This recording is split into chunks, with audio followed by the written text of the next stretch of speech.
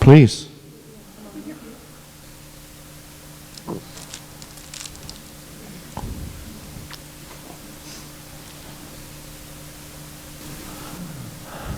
It's very nice to see you. I heard about you many years ago, about 6 years ago. And it's very nice to be in your presence, and you are this. A number of years ago in Bihar, there was a prince, 2,546 years ago. And in his awakening, he knew how the whole of manifestation arose. And he said, Mara, I have seen how you build this house of samsara. I have broken your ridgepole. Never will you build this house again. In the words of the great sage Ramana Maharishi, he said there is a final truth. Nothing has ever existed, nothing does exist, nothing will ever exist. This is the ultimate finality. In awakening, there is an inherent wisdom that is beyond mind, as you say. There is a knowingness that is beingness, that is beyond doubt, beyond any deceit. Yes. All these great masters say the same thing. This is all illusion. It does not exist now, and it never did exist, and it will never exist. Is this your experience? Yes.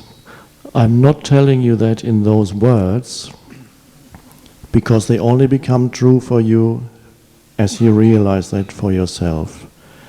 If I told you that, half of you would go home. This is it, I only tell you what works as a pointer into that state. Certain realizations come out of that state by themselves that are deeply true, but do not work as pointers into that state so well.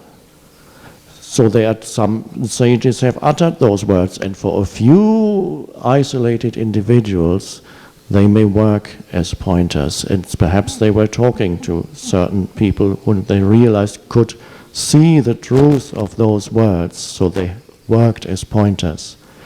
But for most in the teaching that comes through this form, certain pointers are used and others are not used.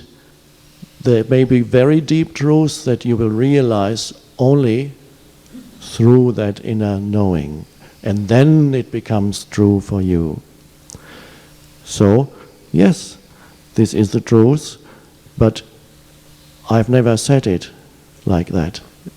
And I may not say it again unless you ask me directly, in which case I would say yes. Yes, that's right. Now, it may well be that one day I may find myself with one person, and those words will come out of my mouth, because there's never any prior intention before a word comes out of my mouth. And then that will work as perhaps the final pointer for that being. And those words suddenly will be true. Otherwise, if I said it, those words can easily be used by the mind and become a concept.